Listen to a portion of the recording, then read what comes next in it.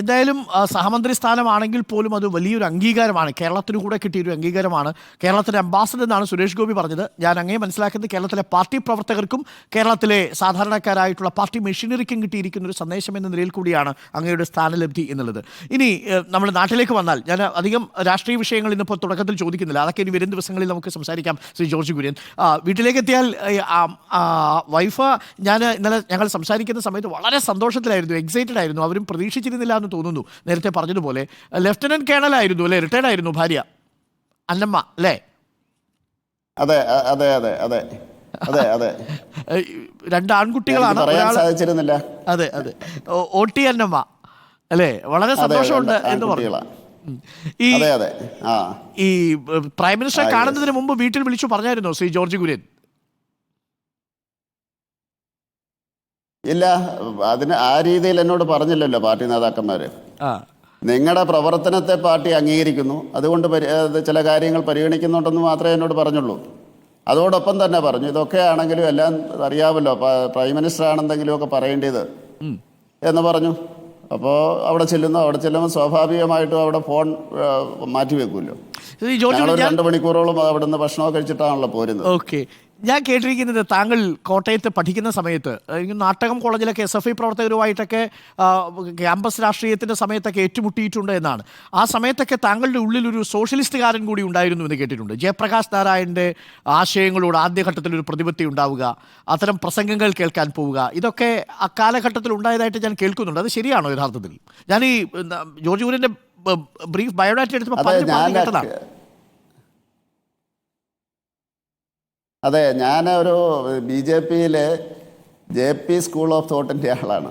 അതായത് ജയപ്രകാശ് നാരായണൻ്റെ സമ്പൂർണ്ണ വിപ്ലവത്തിലൂടെയാണ് ഞാൻ രാഷ്ട്രീയത്തിലേക്ക് വരുന്നത്. അത് ചെറുപ്പത്തിലുള്ളവർക്കെല്ലാം അറിയാം. അപ്പോൾ ആ രീതിയിൽ വന്നിട്ട് ജനതാ പാർട്ടി ആയിരുന്ന സമയത്ത് ഈ നമ്മുടെ ജനസംഘം ഗ്രൂപ്പുമായിട്ട് ആണ് ഒത്തുചേർന്നാണ് പ്രവർത്തിച്ചത്. ആ സമയത്ത്, അതായത് ഈ വിദ്യാർത്ഥി ജനതയെ SFI ഒരുമിച്ചായിരുന്നല്ലോ, കോളേജുകളിലൊക്കെ സഖ്യമായിരുന്നു. അപ്പോൾ അങ്ങനെ ആണ് പ്രവർത്തിച്ചു വന്നത്. അത് കഴിഞ്ഞ് നാട്ടകം കോളേജിലാണ് ഈ കേരളത്തിലെ, എനിക്ക് തോന്നുന്നത് ആദ്യത്തെ യൂണിറ്റ് ആയിരിക്കും, ഞാനാണെന്ന് യൂണിറ്റ് പ്രസിഡന്റ്. അന്ന് BVJ എന്നാണ് പറയുന്നത്, ഭാരതീയ വിദ്യാർത്ഥി ജനത എന്ന ഒരു 6 മാസത്തേക്ക് പേരങ്ങനെയായിരുന്നു. അതിനുശേഷമാണ് വിദ്യാർത്ഥി മോർച്ചയായത്.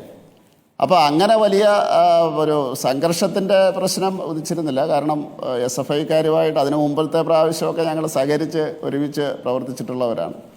പക്ഷേ ക്യാമ്പസ് രാഷ്ട്രീയത്തിൻ്റേതായിട്ടുള്ള ഒരു സംഘർഷം തീർച്ചയായിട്ടും ഉണ്ടാകും. അത് വിദ്യാർത്ഥിയായിരുന്ന കാലഘട്ടത്തിൽ മുഴുവൻ ഉണ്ടാകുമല്ലോ, അത് തീർച്ചയായിട്ടും ഉണ്ട്. പക്ഷേ വലിയ ഒരു വ്യക്തിവിരോധമോ അങ്ങനെയുള്ളതൊന്നുമില്ലായിരുന്നു.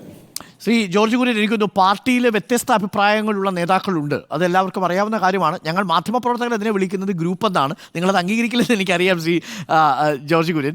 എങ്കിലും ഈ വ്യത്യസ്ത അഭിപ്രായങ്ങളുള്ള പാർട്ടി നേതാക്കൾക്കൊപ്പം ഒരു ചേരിയിലും ജോർജ് കുര്യനെ കണ്ടിട്ടില്ല എന്നുള്ളതാണ് പ്രധാനപ്പെട്ട ഒരു കാര്യം. ഈ മന്ത്രിസ്ഥാനത്തിലേക്ക് എത്തുമ്പോൾ പാർട്ടിയിലെ സംസ്ഥാന നേതൃത്വത്തിൻ്റെ പൂർണ്ണ പിന്തുണയും ശ്രീ ജോർജ് കുര്യൻ ഉണ്ടായിരുന്നു അല്ലേ? തീർച്ചയായിട്ടും. കാരണം എല്ലാവർക്കും അറിയാവുന്നത് പോലെ ഞാൻ രാജഗോപാലിന്റെ ശിഷ്യനാണ്. അദ്ദേഹത്തെ വ്യക്തിപരമായിട്ട് പ്ലീസ് ചെയ്ത് അങ്ങനെ ഉണ്ടായതല്ല. OST ആയിരുന്നു. മാത്രമല്ല, എന്നെ ട്രെയിനിങ്ങിന് വേണ്ടി പാർട്ടി വിട്ടതാണ് അദ്ദേഹത്തിൻ്റെ കൂടെ.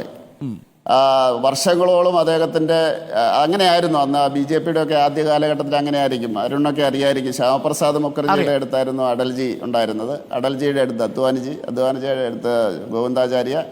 ആ രീതിയിൽ ഇങ്ങനെയൊന്നും പറഞ്ഞിരുന്നില്ല. പക്ഷേ ഞാൻ ചെറുപ്പം തൊട്ട് തന്നെ രാജഗോപാലുമായിട്ട് പാർട്ടിയിലൂടെ അറ്റാച്ച്ഡായി. ഞങ്ങൾ തമ്മിൽ മറ്റു വ്യക്തിയൊന്നുമല്ല.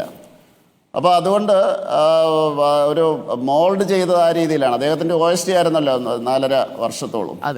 അപ്പോൾ അന്ന് മുതൽ എല്ലാവരുമായിട്ടും ഇങ്ങനെയുള്ള ഒരു ഗ്രൂപ്പ് സംവിധാനം ഉള്ളതായിട്ട് എനിക്ക് ഫീൽ ചെയ്തിട്ടില്ല. കാരണം എല്ലാ നേതാക്കന്മാരുടെ കൂടെയും രാജഗോപാൽ തൊട്ട് സുരേന്ദ്രൻ വരെയുള്ള എല്ലാ നേതാക്കന്മാരുടെ കൂടെയും, അതിൻ്റെ അകത്ത് CK പത്മനാഭനുണ്ട്, PS ശ്രീധരൻപിള്ളയുണ്ട്, V മുരളീധരനുണ്ട്, PK Krishnadas പ്രസിഡന്റും ഞാൻ ജനറൽ സെക്രട്ടറിയുമായിരുന്നു യുവമോർച്ചയിൽ. അതൊക്കെ വ്യക്തിബന്ധങ്ങളാണ്, വളരെ ഡീപ്പായിട്ടുള്ള വ്യക്തിബന്ധങ്ങൾ അങ്ങനെ രൂപപ്പെട്ടിട്ടുണ്ട്.